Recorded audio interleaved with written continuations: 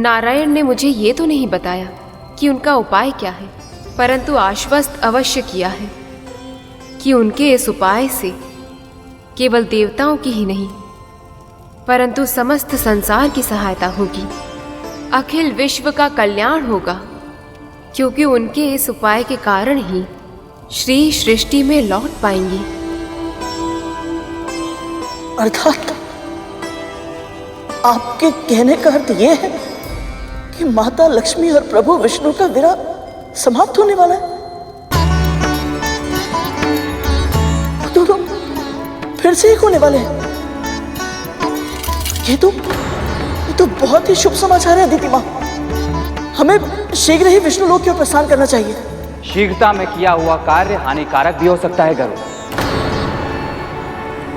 पहले से ही असुर हमें चारों ओर खोज रहे हैं और अब तो दीति माँ और राहु को भी पता चल गया है कि माँ की तपस्या पूरी हो गई है। रही बात प्रभु विष्णु की ओर प्रस्थान करने की, तो प्रभु विष्णु ने स्वयं हमें अपने लोक में आने का आदेश दिया है। और यदि असुरों ने हमें ढूंढ लिया और हमारे ऊपर आक्रमण कर दिया तो? हम चाहे भी तो उनका सामना नहीं कर सकते। यदि हम उनको मार भी दें तो वो तो राक्षस हैं। संजीवनी विद्या से वो फिर से जीवित हो जाएंगे और फिर हमारा क्या होगा? वही जो नारायण चाहेंगे। और वैसे भी जब वो हमारे साथ है तो हमें किस बात की चिंता। सही कह रहा है गरुड़।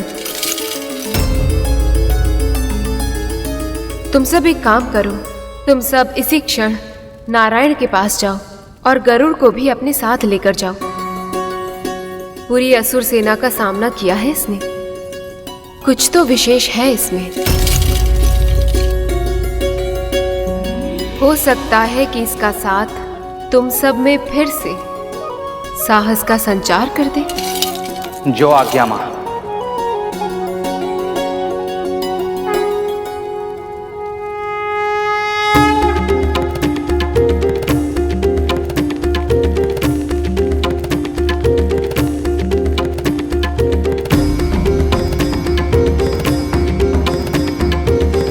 आशीर्वाद दीजिए दीदी माँ।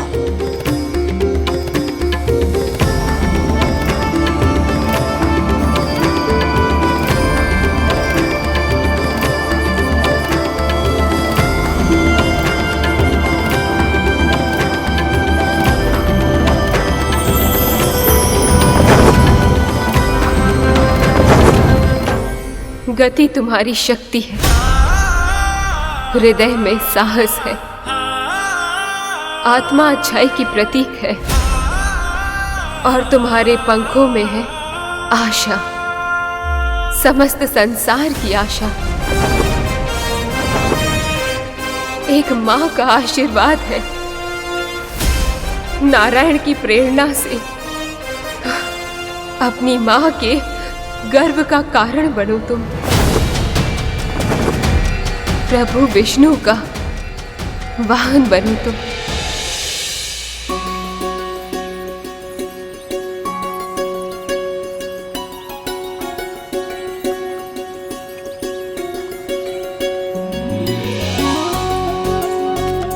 दीदी के सामने तो बोल नहीं पाई, पर सत्य तो ये है कि आज पहली बार गरुड़ कद्रू दीदी की दास्तां से मुक्त होकर प्रभु विष्णु के कार्य के लिए गया है। इस बात से मैं इतनी प्रसन्न हूँ, इतनी प्रसन्न हूँ। ऐसा लग रहा है जैसे उसके नहीं मेरे ही पैरों की बेड़ियाँ खुल गई हों।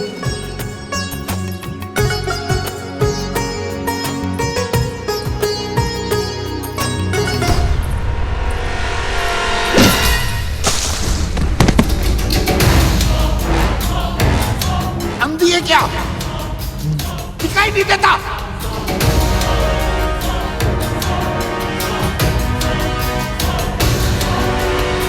कैसा घाव है वो? क्या रोग है? ये गंध इन्हीं घाव की लग रही है। कौन है ये लाचार व्यक्ति? कामदेव का अवतार उन्होंने, जो मेरे ऊपर से दृष्टि नहीं हटती तेरी। यहाँ बैठे बैठे एक कोढ़ के रोग का उपास उठाना चाहती है।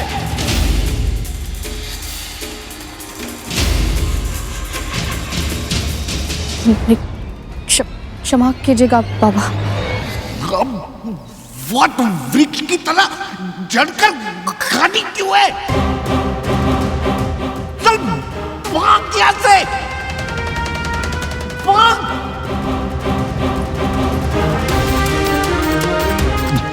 क्षमा कीजिए।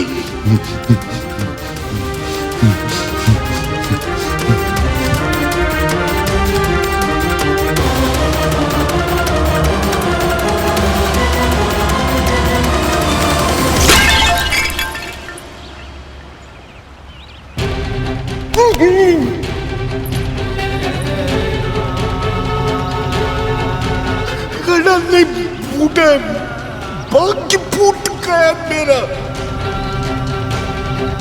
आयु में शांति से तो कुछ जल भी नहीं पी सकता।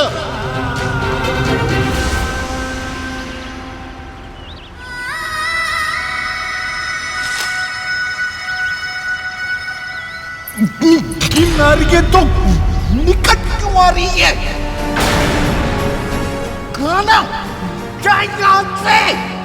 क्या दयालु बनने का स्वांग मत कर। खाना जाए यहाँ से, जाओ। कैसे व्यक्ति हैं ये? मैं सहायता करना चाहती हूँ, फिर भी क्रोधित हो रहे हैं। पर मैं इन्हें प्यासा भी तो नहीं छोड़ सकती।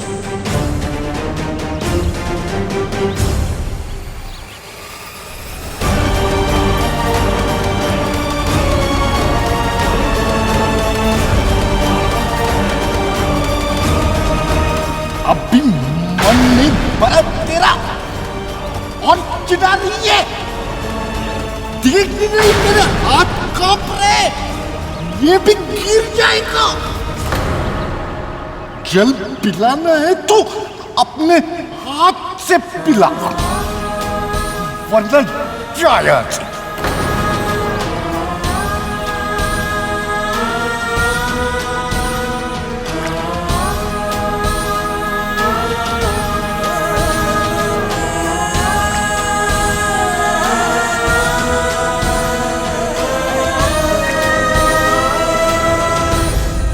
ये वृद्ध व्यक्ति तो बहुत ही निष्ठुर है। ये उस असुर की भांति है जो कभी संतुष्ट नहीं होता। आपने सही कहा प्रभु, किंतु विंता मां का हृदय तो करुणा का सागर है। किसी के भी कष्ट का आभास पाता है तो क्षण भर में पिघल जाता है। पर आज उनकी करुणा नहीं, सेवा की परीक्षा होगी। हाँ शेष, अब देखना यह है कि क्या देवी विनता अपनी सेवा से उस वृद्ध का हृदय पिघला पाती हैं या नहीं। पर यह सब बाद में, अब तुम अपने प्रिय भाई से मिलने की तैयारी करो।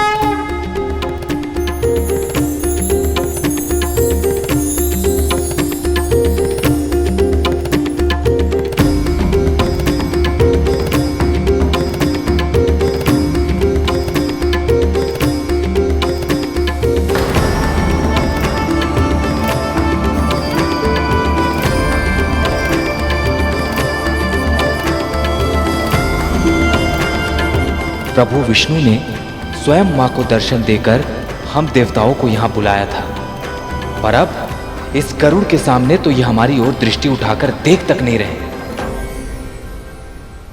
प्रभु, मैं बता नहीं सकता, इस तरह आपको शेषनाग भैया की शैया पर विश्राम करते देख मुझे कितनी प्रसन्नता हो रही है। ऐसा लग रहा है जैसे ये सौभाग्य मेरे बड़े भैया को नहीं, स्वयं मुझे प्राप्त हुआ है।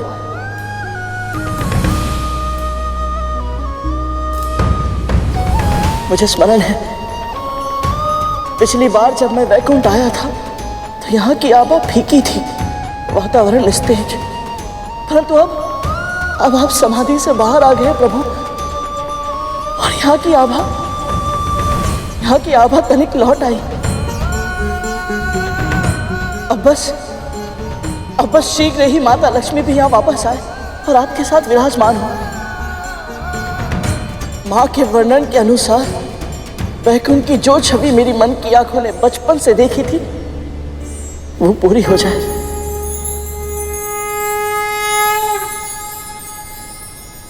सत्य कह रहे हो गरुड़।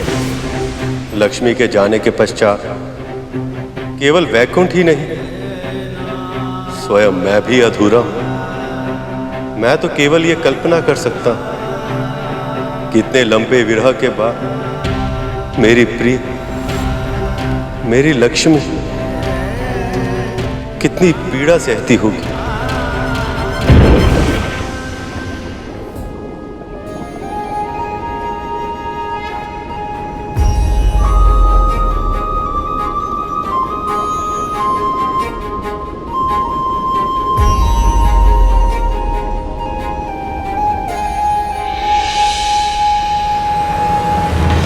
प्रभु,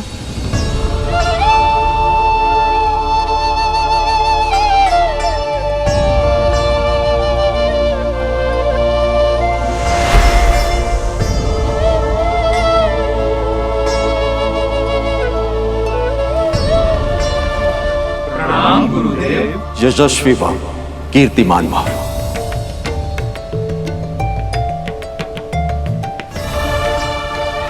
प्रभु विष्णु जब जब ऐसे गहन विचारों में लीन होते तब तब सदैव ही कोई ना कोई उपाय, कोई ना कोई विचार उत्पन्न होता है जो सृष्टि को पूरी तरह से परिवर्तित कर देता है।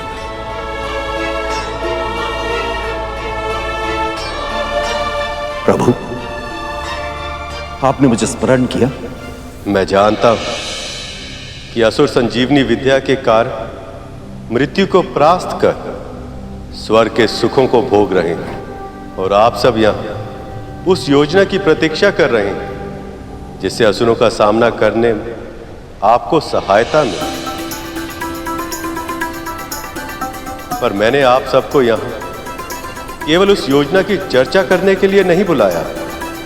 पूरे संसार को मैं उससे भी अधिक मूल्यवान वस्तु प्रदान करूंगा।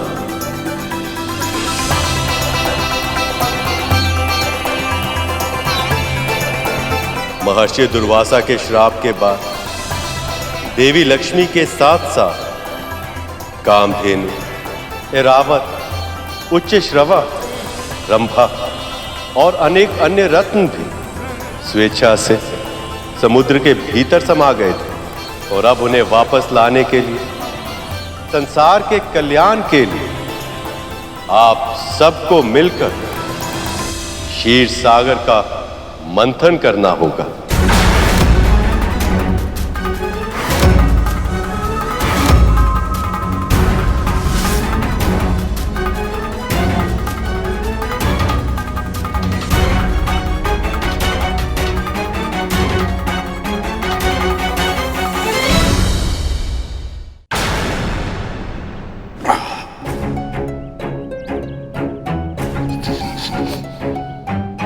पिला दिया ना जल, अब जाया जा।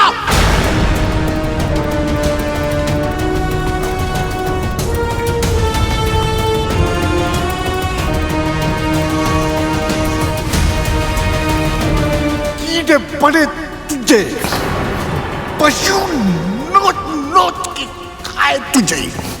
कितने कृतघ्न व्यक्ति हैं ये। मैंने इन्हें जल पिलाया और ये आशीर्वाद देने के स्थान पर ऐसा भयानक श्राप दे रहे हैं। कब तू पकेगा और कब तू मेरी झोली में गिरेगा ताकि मैं तुझे उठाऊं और खाऊं। भूख के मारे मेरे प्राण जा रहे हैं। तो रहे तू, परोपकार का भाव ही नहीं है। इस वृद्ध पर तुझे दया नहीं आ रही। हे प्रभु, बहुत बड़ी भूल हो गई मुझसे। मैंने इन्हें कृतघ्न कह दिया, जबकि ये तो इस आम के फल से बात कर रहे थे।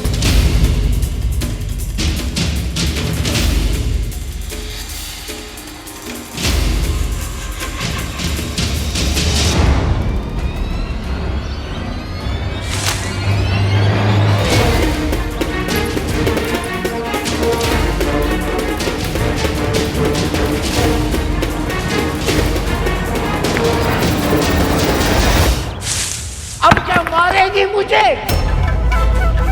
सीधे सर फोड़ दे मेरा।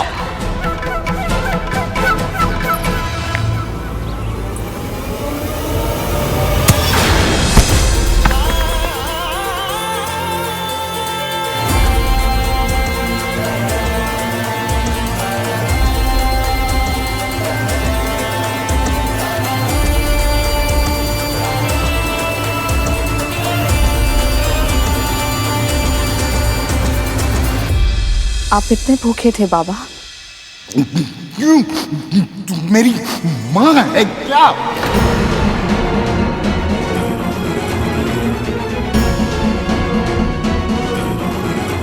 भूख से मेरे प्राण आज निकले या कल? तुझे क्या? ऐसा क्यों कह रहे हैं आप? सच सुनने में कष्ट हो रहा है, कड़वा है पर सच है। मैं कैसे जी रहा हूं जब तेरे प्रभु को इसकी चिंता नहीं, तो तुझे क्या है? ऐसा नहीं है बाबा, मेरे प्रभु विष्णु किसी के कष्ट से अनभिज्ञ नहीं है। प्रभु, तेरे प्रभु मुझे सिखा रही है। सूर्य को उगते और अस्त होते मैंने तुझसे कहीं अधिक देखा है, समझी? यदि तेरे विष्णु में दया होती तो इस तरह इतने भयानक रोग के साथ मैं अकेला मृत्यु की प्रतीक्षा नहीं कर रहा होता, समझी?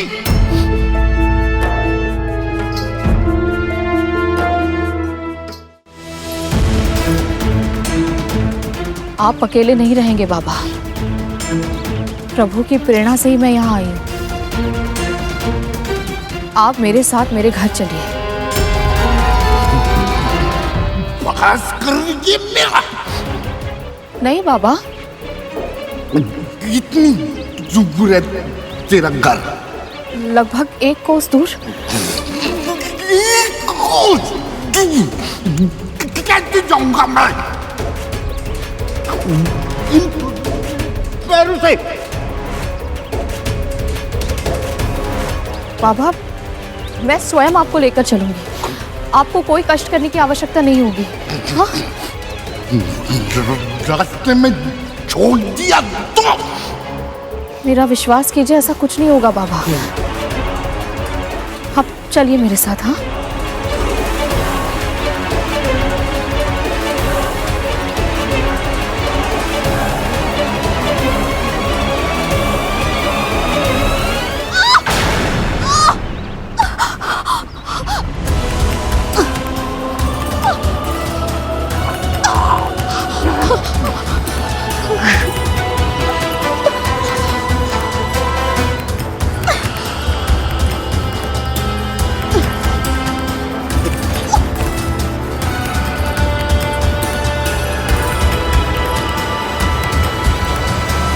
इतने विशाल क्षीर सागर का मंथन होगा कैसे प्रभु? ऐसी मथनी जो संपूर्ण श्री सागर को मत ले, और ऐसी रस्सी जो मथनी को बांध ले, ऐसी दोनों वस्तुओं का प्रबंध कहां से होगा प्रभु? और यदि हम सब ये प्रबंध कर भी लें तो मथनी का संचालन करने के लिए बहुत अधिक बल की आवश्यकता होगी। आप सत्य कह रहे हैं देवराज, और इसी कारण ये कार्य आप देवता अकेले नहीं कर सकते। इसके लिए आपको असुरों की सहायता लेनी होगी। समुद्र मंथन को संभव बनाने के लिए असुर सम्राट बलि से संधि करनी होगी।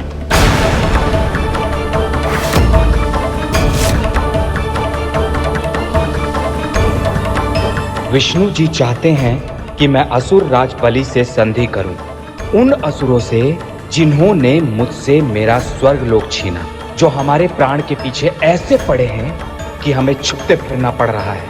ये संधि नहीं होगी, कभी नहीं। परंतु ये कैसे संभव है प्रभु?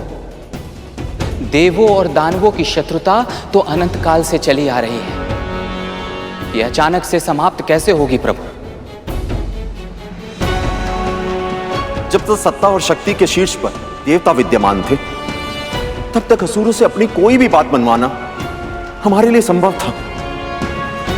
परंतु आज तो सत्ता और शक्ति असुरों के पास है। वो ऐसा कोई भी कार्य क्यों करेंगे जो देवताओं को शक्तिशाली बना रहा हो? असुर राज बलि अन्य असुरों से भिन्न है गुरुदेव। ईश्वर भक्त है वो। मैंने स्वयं देखा है। मैंने स्वयं उन्हें महादेव की पूजा करते हुए देखा है। मुझे लगता है संभावना प्रबल है कि वो अरे असुरों के बारे में जानते ही क्या हो तुम? अरे तुमने तो केवल एक बार युद्ध किया है उनके साथ, पर हमने वर्षों तक बार बार पराजित किया है उन्हें। परंतु अब परिस्थिति बदल गई है। जब तक उनके पास संजीवनी विद्या है, वो हमारी सहायता कभी नहीं करेंगे, कभी नहीं।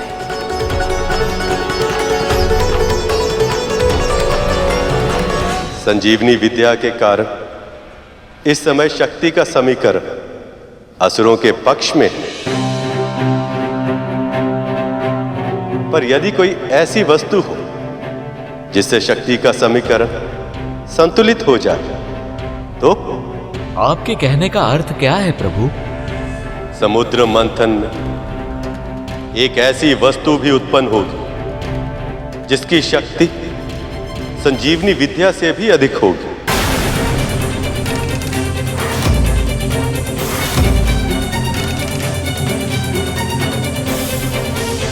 संजीवनी विद्या तो मृत्यु के बाद प्राणी को जीवित करती है, पर यह वस्तु प्राणी को कभी मरने ही नहीं देगी। ये सभी प्राणियों को अजर अमर बना देगी।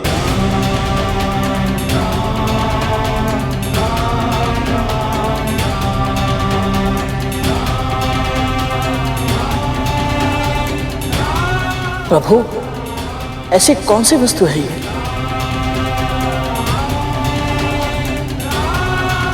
अमृत।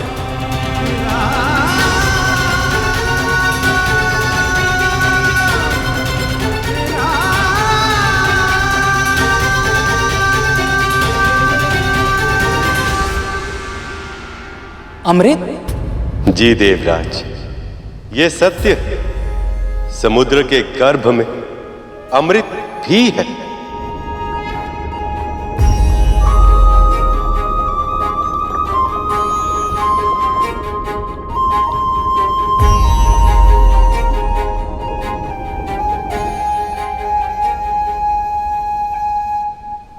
प्रभु, ये अमृत हमें ही मिलना चाहिए,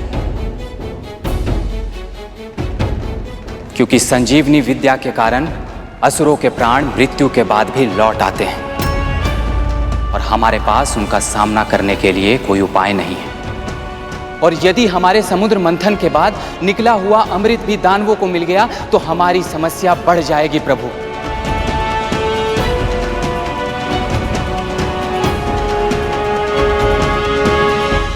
क्षमा करिए प्रभु, क्षमा करिए, पर हम ऐसा नहीं कर सकते। असुर सम्राट बलि से संधि नहीं कर सकते हैं हम प्रभु।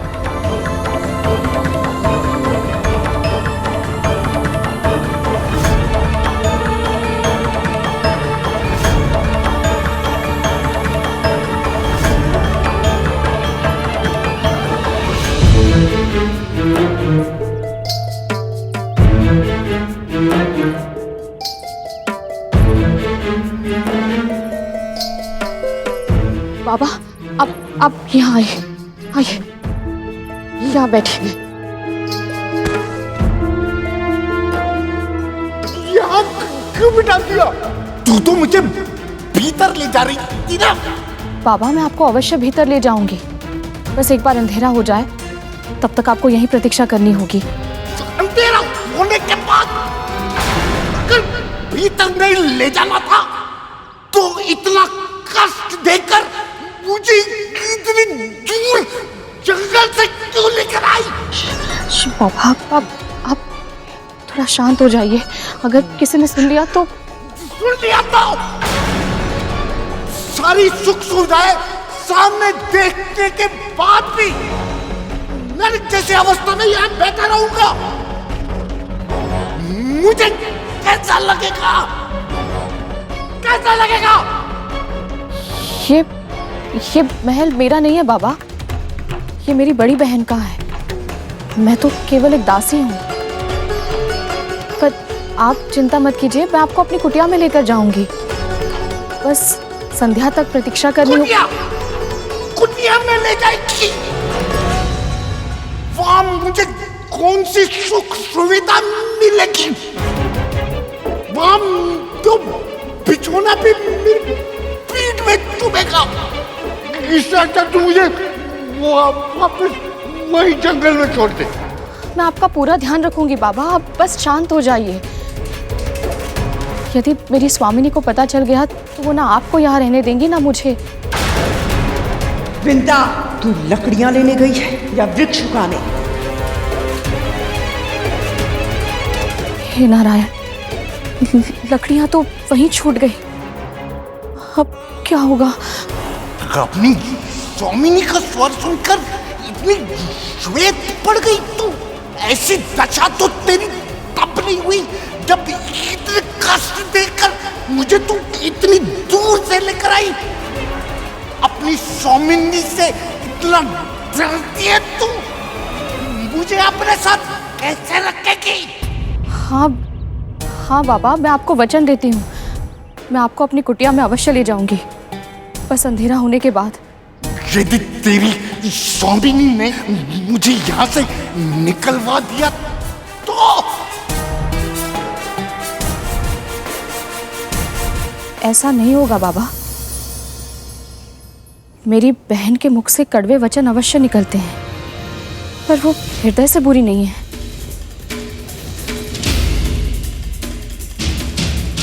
विंता, महल के बाहर खड़ी रहेगी या भीतर भी आएगी? भोजन बनाना है, मेरे पुत्र भूखे हैं। अभी आई महारानी।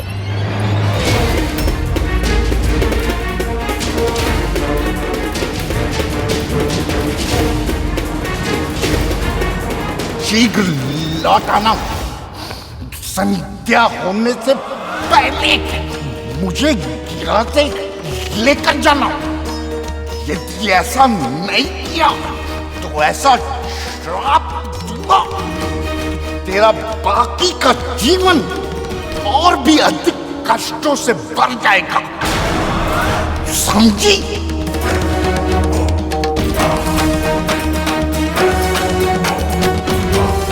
जा।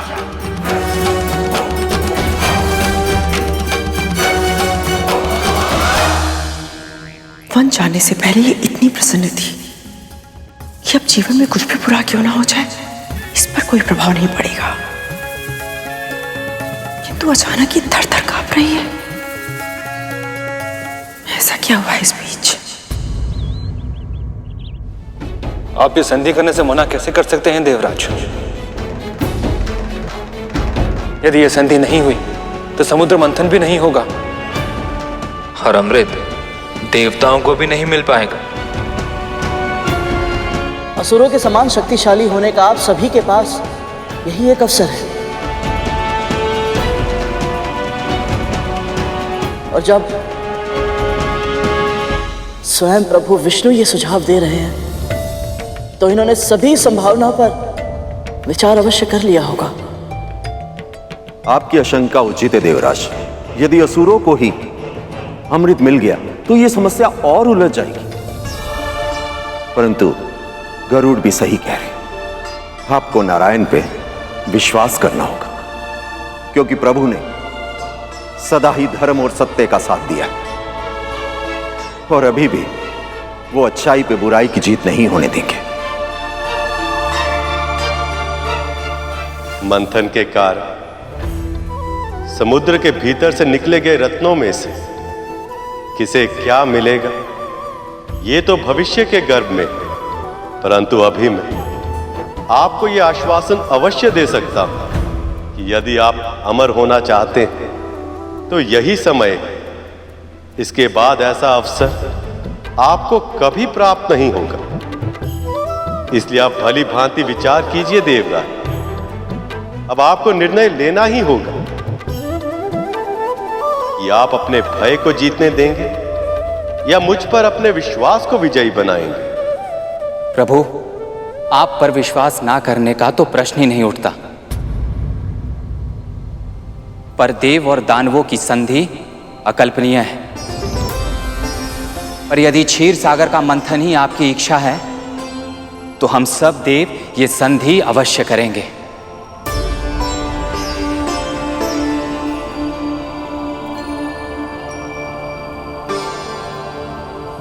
हम आपकी आज्ञा का पालन अवश्य करेंगे नारायण।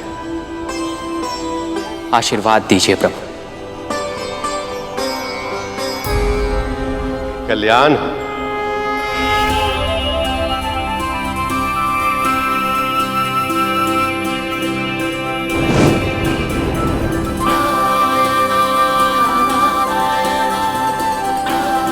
अब मुझे भी आज्ञा दीजिए प्रभु।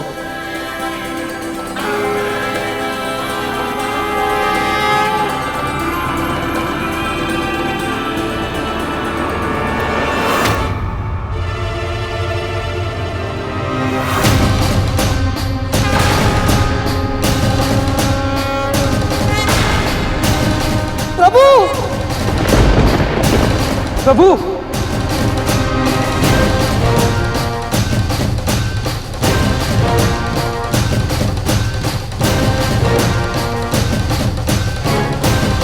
भैया भैया ये प्रभु को क्या हो गया? प्रभु इतने दुर्बल क्यों दिखाई दे रहे हैं? मां लक्ष्मी के वियोग में न केवल प्रभु विचलित हैं, किंतु दुर्बल भी हो रहे हैं।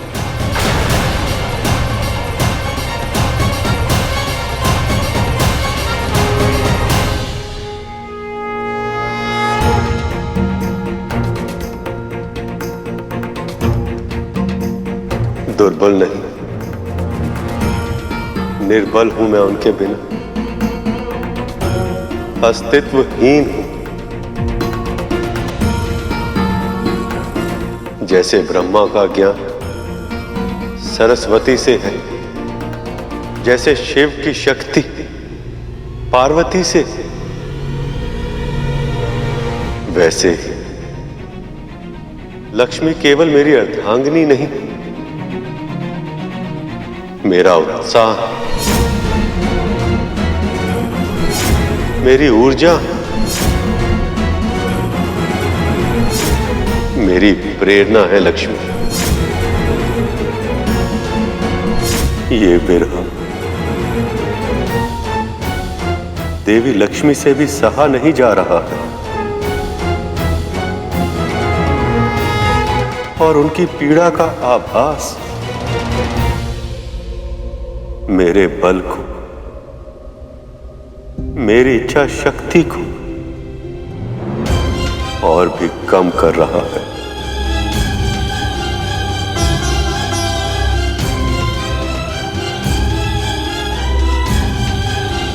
लक्ष्मी,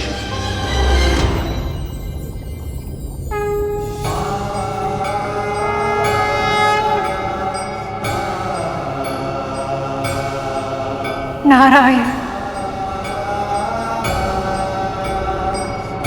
नारायण।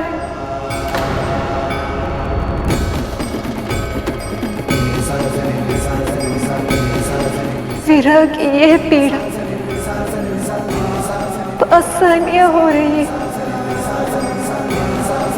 यदि शीघ्र ही आप हमसे नहीं मिले, क्या आपने कोई संकेत नहीं दिया कि मेरी ये प्रतीक्षा समाप्त होगी, प्रभु मेरे श्वास रुक जाएंगे। संवेदना से शून्य, मात्र पत्थर बनकर रह गई हूं मैं। स्वामी, प्रभु, जब आप और माता लक्ष्मी एक दूसरे के बिना इतने कष्ट में हैं, तो आप दोनों एक क्यों नहीं हो जाते? क्यों एक ऋषि के श्राप के कारण इस तरह विवश हैं आप? जिन नियमों के अनुसार ऋषियों के श्राप का मान संसार के सभी जीव जंतु, मनुष्य, यहां तक स्वयं ईश्वर को भी करना पड़ता, वह सारे नियम मैंने ही बनाए। यदि मैं ही उन्हें तोड़ दूंगा तो शेष सभी उसका पालन कैसे करेंगे? श्री को इस संसार में लौटाने के लिए, देवी लक्ष्मी को विष्णु लोक में उनका स्थान फिर से दिलाने के लिए जो आवश्यक है, वो सब करने के लिए अपनी ऊर्जा का अंतिम कण भी प्रयोग कर रहा हूं मैं। किंतु हर बीते क्षण के साथ ये मेरे लिए और भी अधिक कठिन हो रहा है। मुझे तो भय कि लक्ष्मी के साथ के बिना मैं ये कार्य पूरा कर भी पाऊंगा या नहीं।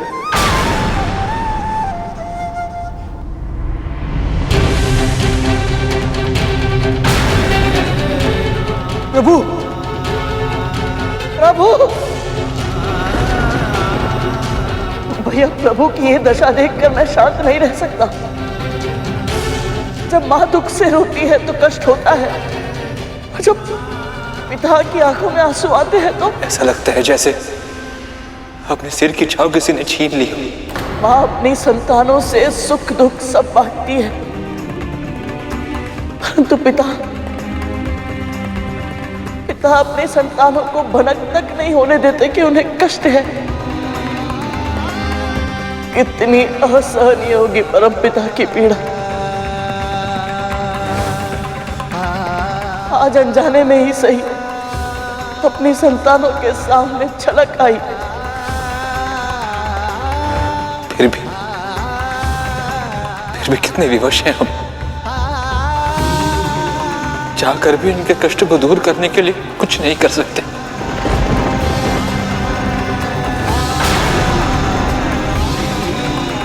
मैं कर सकता हूं भैया।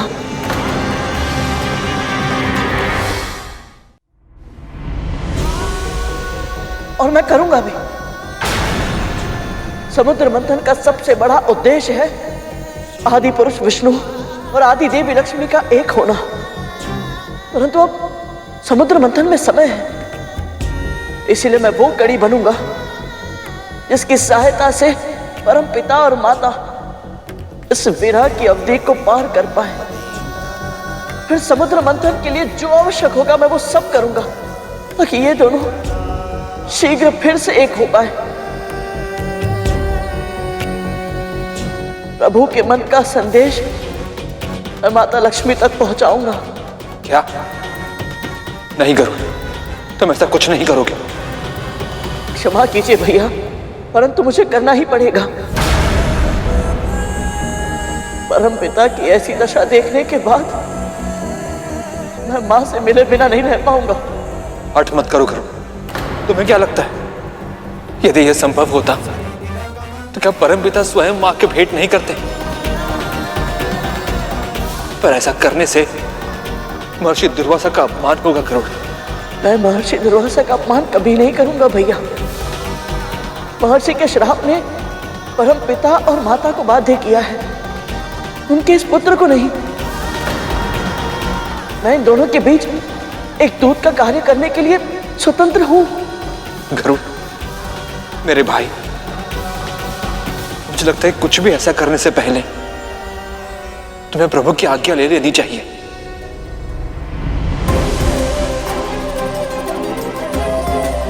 नहीं भैया, अपनी अर्धांगिनी के प्रति प्रेम और महर्षि के श्राप के सम्मान में किसी एक का चुनाव करने के लिए प्रभु को मैं विवश नहीं कर सकता। मुझे यह कार्य प्रभु की आज्ञा के बिना ही करना पड़ेगा, ताकि नियम तोड़ने का कोई दोष लगे भी तो मुझ पर लगे, मेरे प्रभु पर नहीं। मान जाइए भैया, एक पुत्र को उसकी मां से मिलने के लिए मत रोकिए। पर गरुड़, माता तक पहुंचने के मार्ग कठिन है, तुम्हारे प्राण भी संकट में पड़ सकते हैं। प्रभु विष्णु और माता लक्ष्मी के विरह की पीड़ा के समक्ष मेरी मृत्यु तुच्छ है। इनका संदेश एक दूसरे तक पहुंचाने के लिए ये पुत्र सहस्त्र बार अपने प्राण न्यौछावर कर सकता है भैया।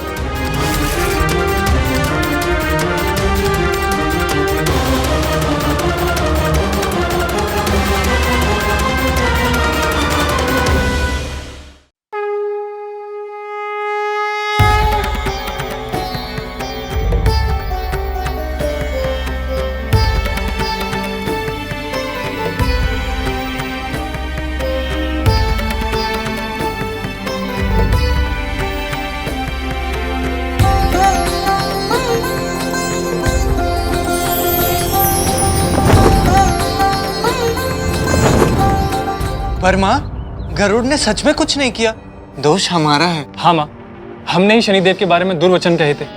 संभव है कि उसी कारण उन्हें क्रोध आया होगा और फिर उन्होंने हमें अपनी वक्र दृष्टि से देख लिया होगा। पर तुम्हें शनिदेव के पास लेकर कौन गया था?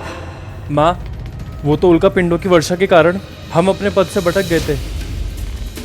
कितने भोले हो तुम लोग। जब गरुड़ अपनी इच्छा से वैकुंठ गया था, उल्का पिंडों की वर्षा तो तब भी हुई होगी, तो फिर गरुड़ अपनी पद से क्यों नहीं भटका? तब तो वो किसी और ग्रह तक नहीं पहुंचा था, तो इसी बार क्यों? तो क्या गरुड़ जानबूझकर? और नहीं तो क्या। और अगर ये सत्य नहीं होता तो गरुड़ सूर्य लोक की विपरीत दिशा में उड़ता ही क्यों? पर यह षड्यंत्र नहीं हो सकता भैया। शनिदेव के क्रोध से तो गरुड़ भी भयभीत था। हाँ काले भैया, पर गरुड़ तो स्वयं भी शनि ग्रह पर फंस चुका था। फंसा होगा, किंतु निकल भी तो आया, वो भी वरदान पाकर।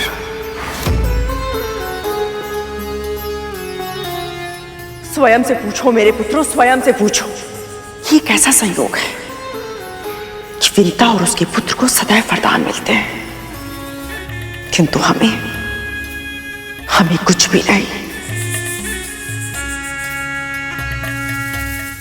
सत्य तो यह है कि दोनों मां और पुत्र कुछ अधिक ही चतुर है।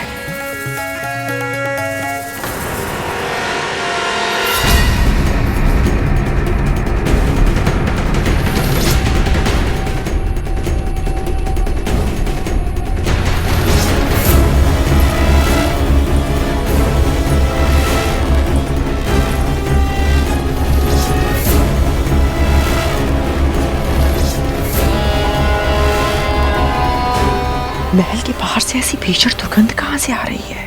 बाहर से नहीं मां, यह दुर्गंध भीतर से आ रही है। हाँ माँ, अवश्य इन दोनों ने कुछ अधिक खाना खा लिया है, दोनों के पेट खराब हो गए।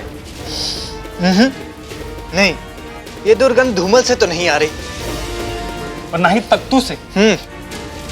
हम तीनों से भी नहीं आ रही है। वही तो जानना है कि कहां से आ रही है ऐसी आसानी और भीषण दुर्गंध।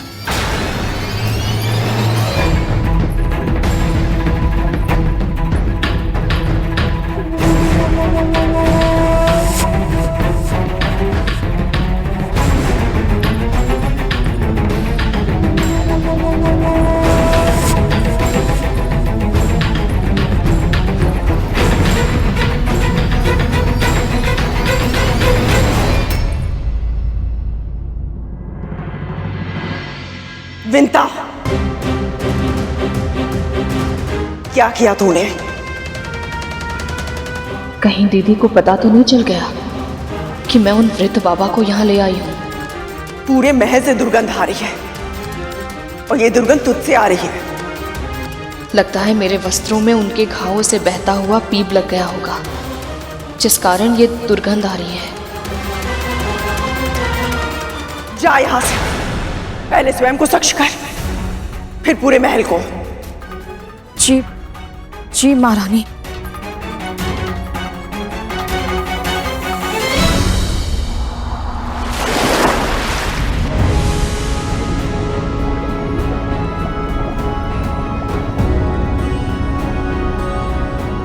मैं यहाँ माता लक्ष्मी को ढूंढने तो आ गया, किंतु यहाँ तो माँ का कोई चिन्ह नहीं है और गहराई में उतरना होगा।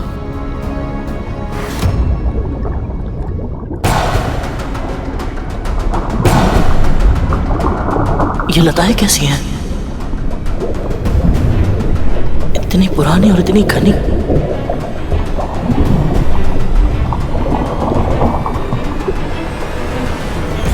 विचित्र भूल भुलैया है ये, समाप्त होने का नाम ही नहीं ले रही। ऐसे ही समय व्यर्थ होता रहा तो वहां के दर्शन कब करूंगा मैं? लगता है मुझे ही अपनी गति बढ़ानी होगी।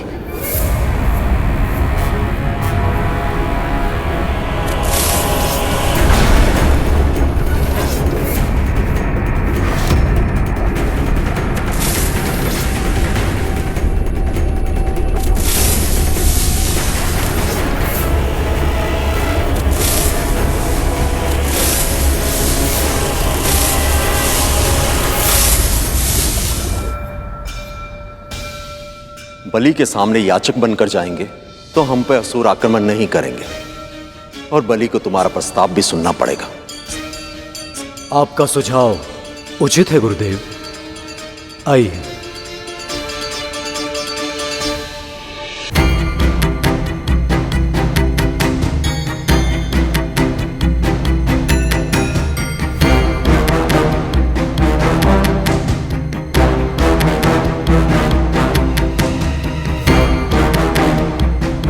क्या हुआ पुत्र बलि?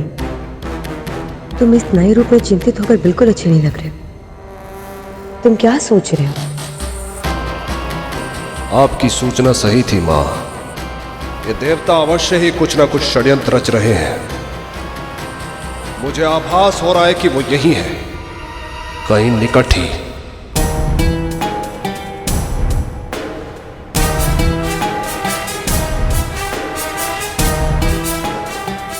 आप निश्चिंत रहे महाराज, मैं उन्हें ढूंढ लूंगा।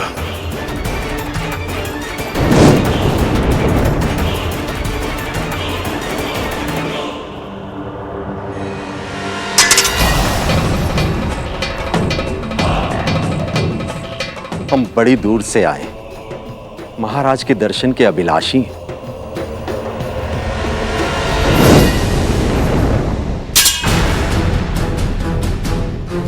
महाराज के दर्शनों के पहले मुझे आपके दर्शन करने हैं।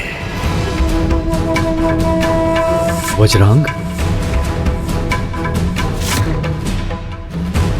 मेरी रक्षा और मेरी तपस्या की रक्षा इसी ने की है, अन्यथा वज्रांग की पूरी सेना ने तो कोशिश की थी मेरी तपस्या भंग करने की। मां ने गरुड़ की प्रशंसा इसलिए की थी क्योंकि उसने इस वज्रांग से उनकी तपस्या की रक्षा की थी। इस तुच्छ असुर का प्रणाम स्वीकार करें।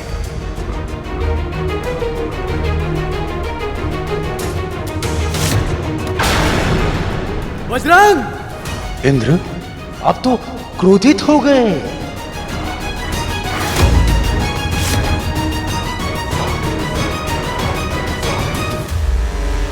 रुको बलि, वज्रांग संभाल लेगा। अपनी पहचान छुपाने का छल करके सामान्य अपराधियों जैसा व्यवहार किया इन्होंने। इन्हें दर्शन देना असुर सम्राट की गरिमा के विरुद्ध होगा।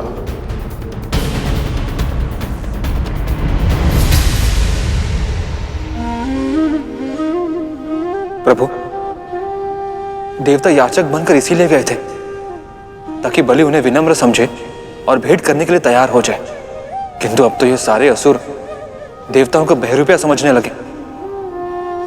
ऐसे भ्रम में समस्या सुलझने की जगह कई गुना अधिक उलझ जाएगी। हाँ शेष, अब स्थिति गंभीर हो गई, पर संधि के मार्ग में कठिनाइयां तो आनी ही थी। जैसे अग्नि को और अधिक अग्नि से बुझाया नहीं जा सकता, वैसे ही किसी और के क्रोध को स्वयं क्रोधित होकर शांत नहीं किया जा सकता। बस अब देवताओं को अपना संयम बनाए रखना है, अन्यथा यह संधि वार्ता प्रारंभ होने से पहले ही समाप्त हो जाएगी। क्या हुआ देवराज? छिपने के सारे स्थान समाप्त हो गए, जो आपको यहाँ भिक्षुक बनकर आना पड़ा। हम महाराज को बहुत ही महत्वपूर्ण संदेश देने के लिए आए थे। क्षमा करें देवगुरु, आपके साथी मित्र उस पक्षी गरुड़ ने भी हमें एक संदेश दिया था, जिसे हम आज तक नहीं भूले।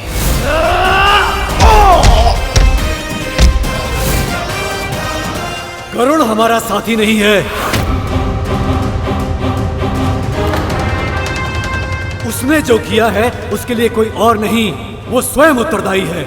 समस्या ये है इंद्र कि हम मित्र नहीं हैं, और जो तुम हमें समझाने का प्रयास कर रहे हो उस पर ना तो मैं विश्वास करूंगा और ना ही महाराज बलि। तो तुम्हारे लिए उचित यही कि तुम यहां से पुनः लौट जाओ। हम यहां से लौटने नहीं आए हैं वज्रांग, जो कहने आए हैं वो सुना के जाएंगे यहां से।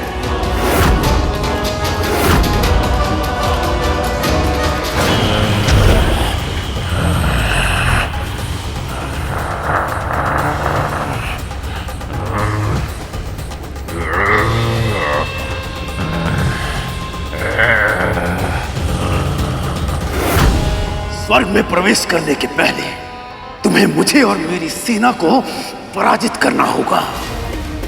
हम यहाँ केवल महाराज से भेंट करने आए हैं और उनके लिए एक प्रस्ताव लेकर आए हैं।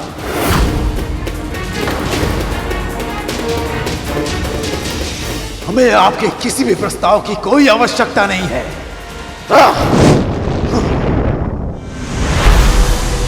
आज्ञा दीजिए गुरुदेव। देवराज, युद्ध की ललकार पर शांति की भिक्षा नहीं मांगी जा सकती गुरुदेव।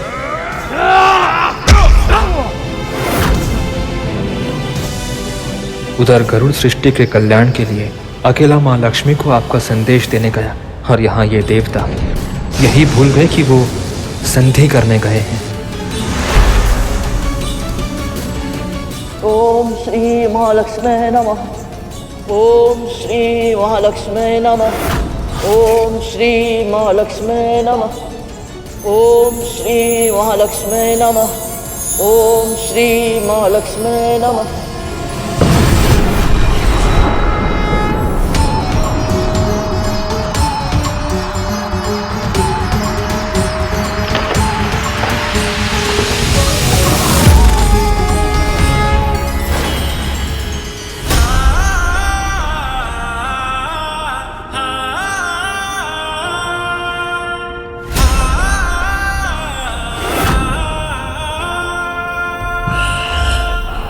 यदि अपना जीवन चाहता है तो मुझे जाने दे राक्षस, मेरा मार्ग रोकने का प्रयास मत कर।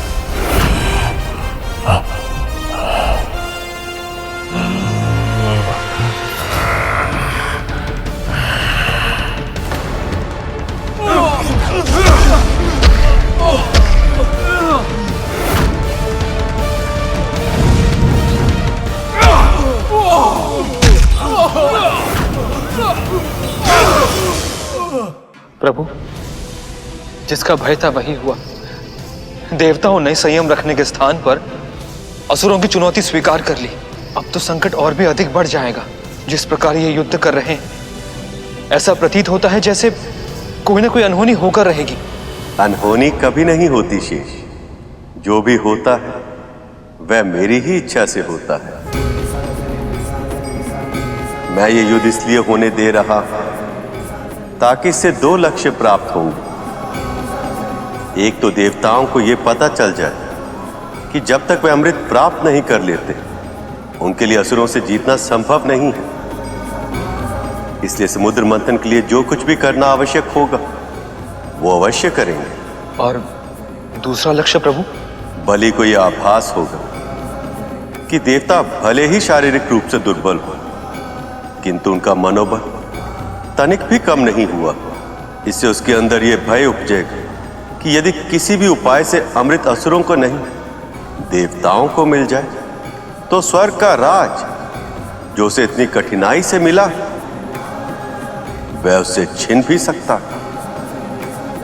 और ये भय ही उन्हें संधि करने के लिए प्रेरित करेगा।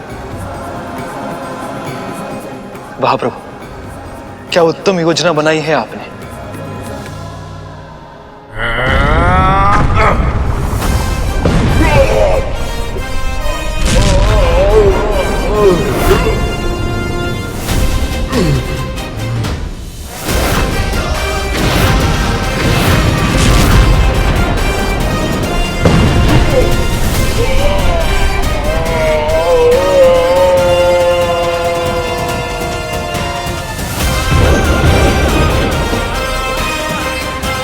शक्ति बहुत थी तुझमें, परंतु तू एक भूल कर बैठा।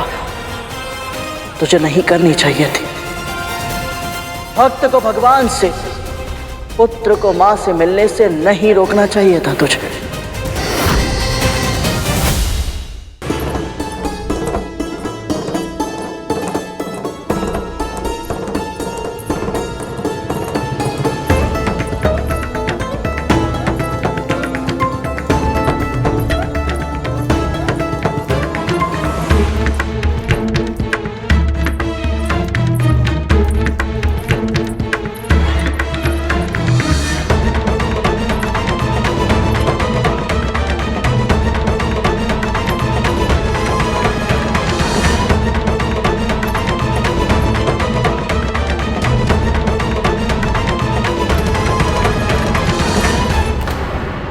आज तो तेरा पुत्र घर पर नहीं है, तो फिर कार्य करने में इतनी शीघ्रता क्यों?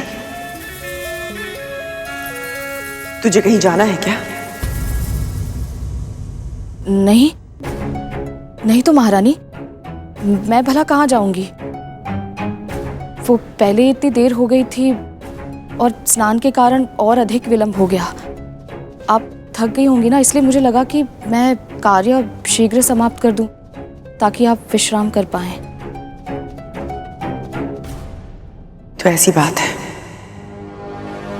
ठीक है, तो फिर मेरे पांव दबा दे। तनिक थकान सी हो गई है।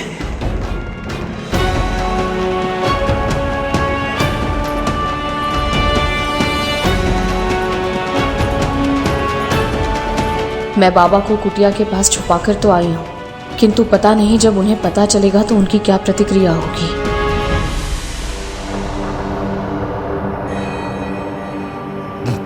कैसी स्त्री है, मुझे यहाँ छोड़कर भूल गई। दुष्टा कहीं की, ऐसा तिरस्कार मेरा आज तक नहीं हुआ, किसी ने नहीं किया। यदि वो मेरे सामने आएगी तो ऐसा पाठ पढ़ाऊंगा कि उसे अपने पूर्वजों की स्मृति आ जाएगी। कैसे मुझे कूड़े की तरह यहाँ फेंक के चली गई। पाप लगेगा, बहुत बड़ा पाप लगेगा। यदि अधिक विलंब हो गया तो बाबा और चिड़चिड़े हो जाएंगे। कहीं ऐसा ना हो कि क्रोध में आकर वो मुझे कोई श्राप दे दें। प्रभु, ये कैसी विपदा आन पड़ी है विंता मां पर। न वो दास्ता का कर्म त्याग सकती हैं, न मानवता का धर्म। अब क्या करेंगी विंता मां?